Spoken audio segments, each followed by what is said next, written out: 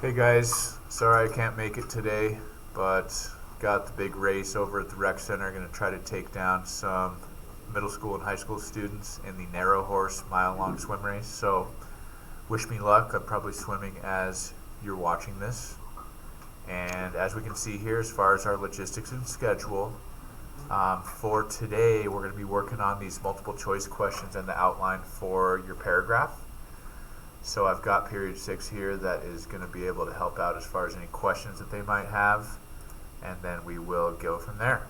So as you can see here, you should have gone through part 2, which is those key assignments with the matching historical era, to be able to include some definitions with your key terms for 3 of them for each of these assignments. That's going to be one of the areas that you can use for your multiple choice questions. So for part 4, like it says in the directions, you are going to, if you'd like, you can work with a partner. It says you're going to be assigned a specific era, but since I'm not there, don't worry about waiting for an assignment. You can just choose one of the eras that's down below. Or, like it says, if you're absent, you can go ahead and just do one question for each era.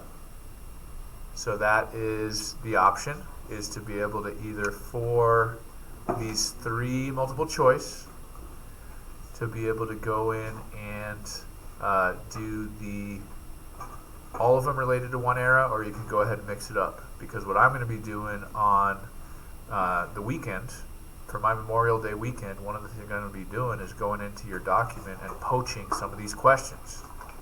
So I literally am going to be using these questions for the multiple choice portion of your final. Remember, you can use a cheat sheet on that. The cheat sheet, as you're constructing it, 1 page front and back, I would recommend you're mainly pulling them from here, as well as from this document right here, which is all of the vocab that we have gone through for 2nd semester. Students have already mentioned to me that I do not have the space race on here. So for space race, you can go ahead and just use that document to be able to come up with your vocab terms. So yeah, that's part of what we're going to be doing tomorrow, on today, May 27th.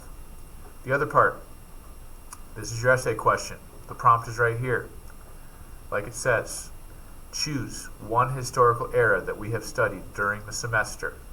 Here's all of our historical eras. You choose one. Choose one historical concept we have studied throughout the semester.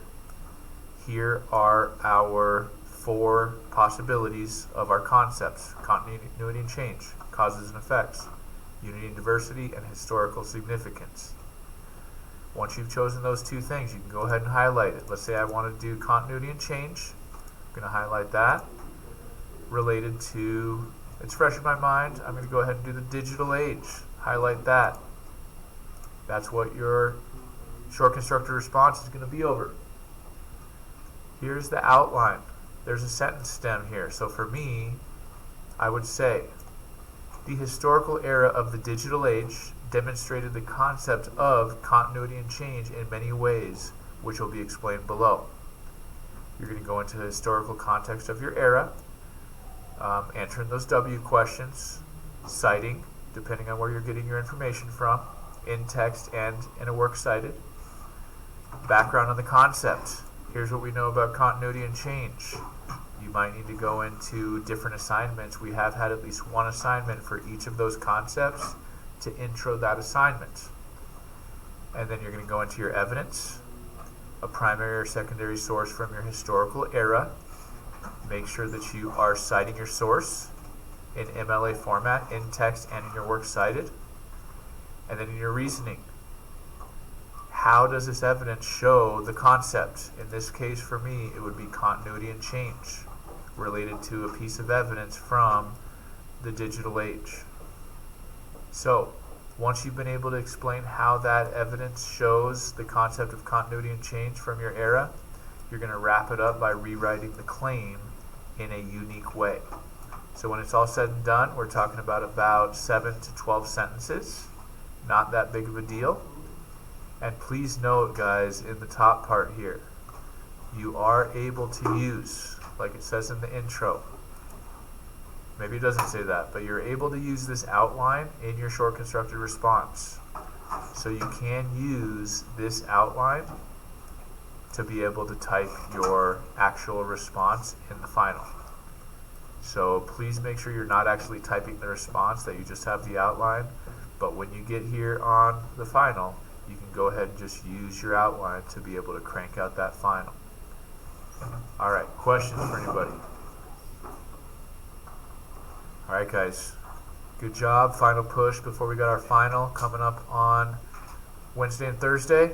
Tuesday we'll be playing some Jeopardy. Make sure you've got those multiple choice questions ready to go, because I'm going to be pulling from those this weekend on Saturday through Monday. I'm not sure when. So if you do want to have a chance of having your questions featured on the final, make sure you've got those good to go for the weekend. Thanks guys.